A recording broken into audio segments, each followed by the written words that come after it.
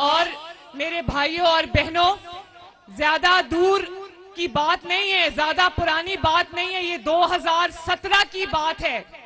2017 की बात है कि रोटी 2 रुपए की थी, मजदूर भी पेट भर के खाना खाता था, मजदूर के बच्चे भी पेट भर के खाना खाते थे, पेट भर के खाना खाकर सोते थे, दूध पीते थे, स्कूल जाते थे। महंगाई कम थी, सब्जियां फल सारे जो है वो जो छोटा तबका है उनकी इस्तात से बाहर नहीं थे। मुल्क में तरक्की आ रही थी, मुल्क में चाइना पाकिस्तान इकोनॉमिक कॉरिडोर बन रहा था, मुल्क के अंदर जो है वो सड़कें बन रही थी, सड़कों के जाल बन रहे थे, मुल्क के अंदर मोटरवेज बन रही थी, कारखाने लग रहे थे, बिजली के कारखाने लग रहे थे, लोड शेडिंग खत्म हो रही थी, मुल्क के अंदर दहशतगर्दी खत्म हो रही थी और मईशत तेजी से तरक्की कर रही थी। बल्कि दुनिया की पहली कामयाब तरीन मईशत जो 20-25 कामयाब तरीन मईशत थे उनमें शुमार हो रहा था पाकिस्तान की मईशत का। ये ज्यादा पुरानी बात नहीं है, 2017 की बात है जब आपका नुमाइंदा नवाज शरीफ वजीर आजम था। अल्लाह ताला के फजलो करम से जो भी काम वो कर रहा था उसका सिला मजदूर को पहुंच रहा था। लोग भूखे नहीं मर रहे थे, लोग पेट भर के खाना खाते थे। और आज आप ये देखें कि मैं कहती हूं कि सबसे ज्यादा तरक्की में हाथ मजदूर का है और मजदूर को रोटी नहीं मिलती आज। और आज मैंने सुना कि ये जो फितना है ये मजदूरों के लिए रैली निकाल रहा है, तो मैं इसको कहती हूं कि तुम रैली ना निकालो, तुम सिर्फ पाकिस्तान के खिलाफ साजिश करना बंद कर दो, मजदूर का भला हो जाएगा।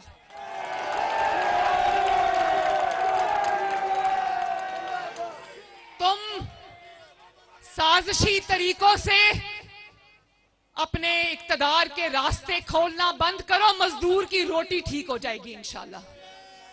और ये मैं आपको बताऊं, ये मैं आपको बिल्कुल खुदा लगती बात कह रही हूं, इस मुल्क के अंदर इतना पोटेंशियल है, इस मुल्क के अवाम के अंदर इतना पोटेंशियल है, इस मुल्क की तरक्की में एक शख्स हाइल है, उसका नाम है इमरान खान।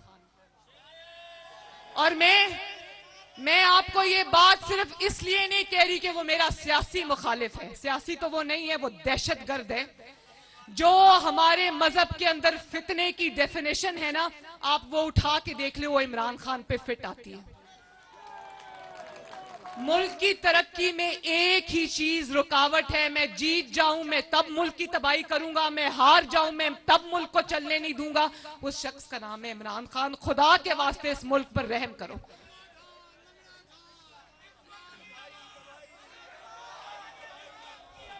वो भी वक्त था ना,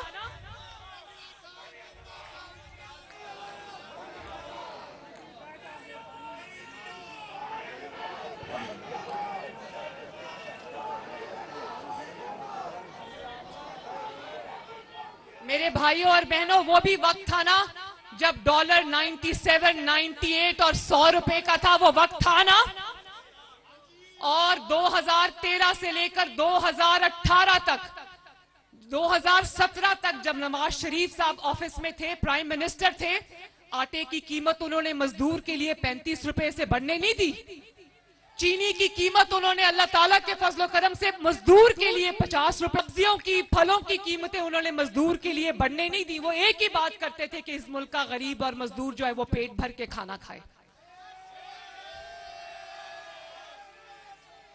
और इस मुल्क में जो सड़कें बन रही थी, जो मोटरवेज बन रही थी, जो मेट्रो बस बन रही थी, जो ऑरेंज लाइन बन रही थी, जो तरक्याती मंसूबे बन रहे थे, उसका फायदा किसको हो रहा था?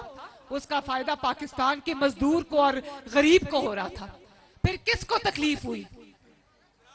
किसको तकलीफ हुई? आज अगर 2 रुपए की रोटी 25 रुपए की है, 20 रुपए की है, तो किसको इल्जाम देना है? आज अगर वो 97 पे जो डॉलर था, आज जो 297 रुपए का है, तो किसको इल्जाम देना है? 280 रुपए का है, किसको इल्जाम देना है?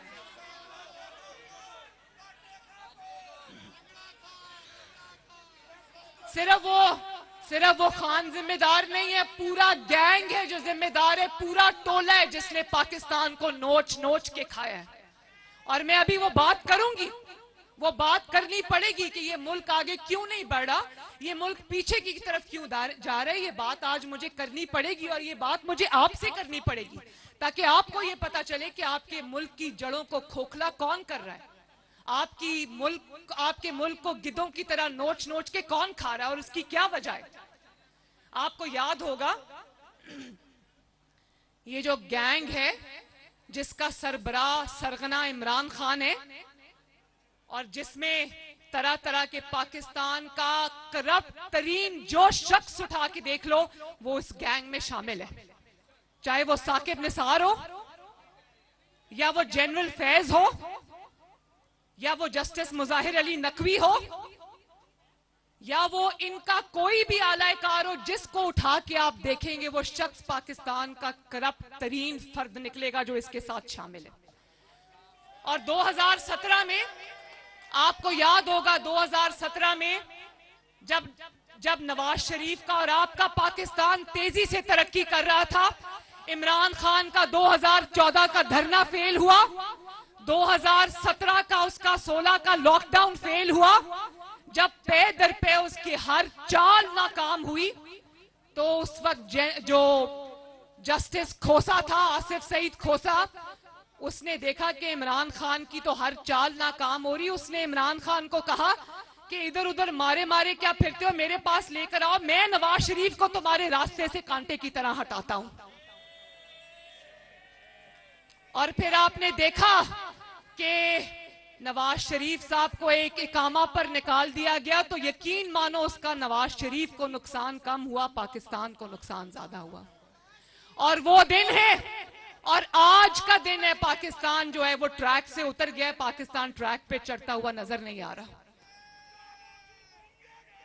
और अगर आपको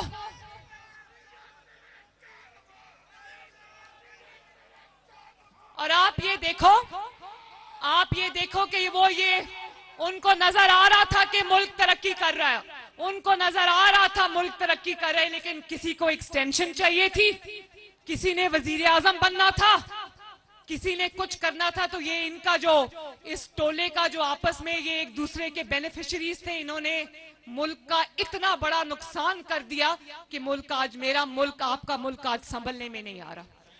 और आज आप देखो, आज उसका रिपीट हो रहा है, आज उसका रिपीट हो रहा है। आज भी आप देखो, जब इमरान खान की हुकूमत खत्म हुई, शुक्र है खत्म हुई, लॉन्ग मार्च इसका नाकाम हुआ, जेल भरो तहरीक इसकी नाकाम हुई, नए चीफ ऑफ आर्मी स्टाफ की तकर्री को रोकने की साजिश इसकी नाकाम हुई, हर हरबा इसका नाकाम हुआ, असेंबलियां तोड़ने का फैसला नाकाम हुआ। तो आज आप देखें एक नई जुडिशियल एस्टैब्लिशमेंट आ गई है इसको बचाने के लिए। कुछ चेहरे पुराने हैं, कुछ नए चेहरे बीच में शामिल हो गए और सबका आपस का इंटरेस्ट है। ये एक इवल नेक्सस है, उसमें नवाज शरीफ फिट नहीं होता, क्योंकि नवाज शरीफ को जिसके ऊपर इन्होंने इतने झूठे इल्जाम लगाए, उन इल्जामों की बात भी अभी हम करेंगे, ना वो खाता है ना खाने देता है, ये खाते भी हैं और खिलाते भी हैं।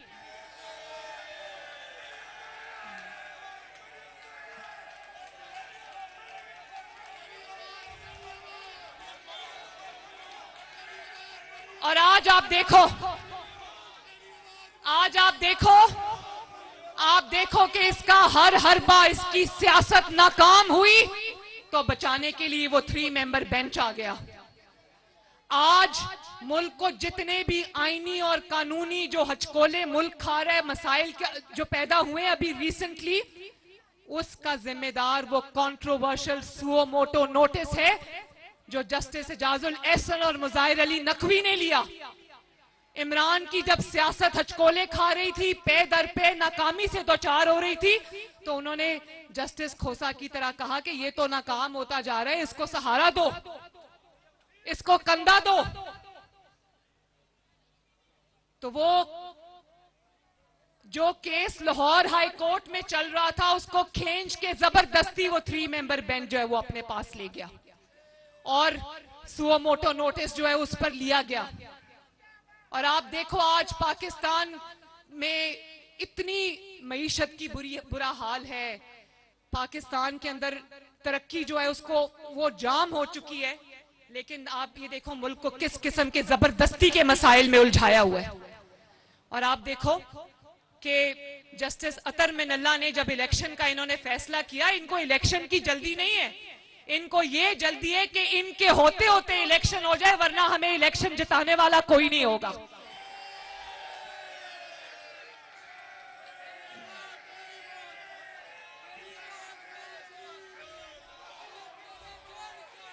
और आप देखो ये साजिश को देखो, इस साजिश को समझने की जरूरत है।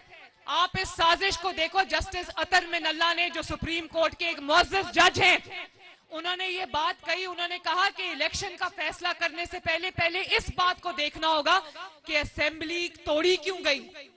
उस वक्त तो लोगों को यह पता था ना कि असेंबली मेलाफाइडी तोड़ी गई, बदनीयती से तोड़ी गई। परवेज इलाही असेंबली तोड़ना नहीं चाहता था, उसको जबरदस्ती असेंबली जो है वो इमरान खान ने तोड़वाई। अब तो वो बात भी कहीं पीछे रह गई। असल साजिश का भांडा खुद इस फितना खान ने फोड़ा कि हुकूमत खत्म होने के बाद ये ऐवान सदर में इमरान खान जो है ये बाजवा से मिला, जो तब चीफ ऑफ आर्मी स्टाफ था, और सदर की मौजूदगी में कहता है कि मुझे जनरल बाजवा ने कहा था तुम असेंबलियां तोड़ दो। इस तरह ये असेंबली टूटी। और आज ये सवाल करना बनता है ना पाकिस्तान की अवाम का कि किस मंसूबे के तहत आपको कहा गया कि वो असेंबली तोड़ो, और वहां तोड़ने तक बात खत्म नहीं होती। बात ये थी कि असेंबली टूटेगी और सुप्रीम कोर्ट में सहूलतकार बैठे जो आपको इलेक्शन आपके आगे रख देंगे।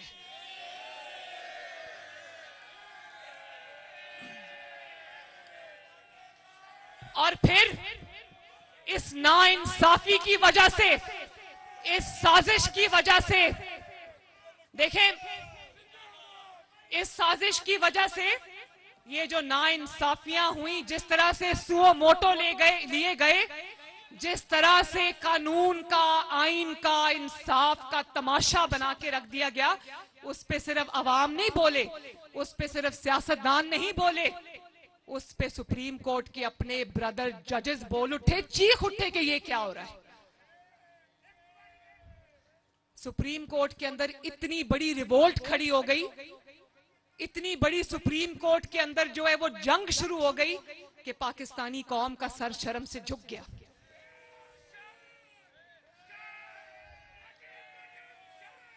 और आप देखें, आज सिर्फ मैं बात नहीं कर रही, सियासतदान बात नहीं कर रहे, पार्लियामेंट बात नहीं कर रही, पहले बात जो है वो ब्रदर जजेस ने की। सुप्रीम कोर्ट के सीनियर तरीन जजेस ने इस नाइंसाफी के खिलाफ, इस साजिश के खिलाफ आवाज उठाई। उसके बाद बार काउंसिल्स ने इसके खिलाफ आवाज उठाई। पहले तो अवाम के सामने ये आना चाहिए ना कि जनरल बाजवा साहब, जिसको आप मीर जाफर कहते थे, जानवर कहते थे, जिसको आप गद्दार कहते थे, उसके कहने पर आपने असेंबली क्यों तोड़ी? और क्या असेंबली तोड़ने तक प्लान था? नहीं, प्लान आगे तक था कि तुम असेंबली तोड़ो, ये 3 मेंबर बेंच तुम्हें इलेक्शन देगा। आज जब नया इलेक्शन होने जा रहा है, नया जनरल इलेक्शन अक्टूबर में होने जा रहा है, तो अब आरटीएस नहीं बिठा सकते, तो इमरान खान के सहूलतकारों ने उसको लाने का ये मंसूबा बनाया है। इंशाअल्लाह ताला ये मंसूबा अब तुम्हारा, वो कहते हैं ना, पेपर आउट हो गया, ये मंसूबा तुम्हारा कामयाब नहीं होने देंगे इंशाअल्लाह ताला।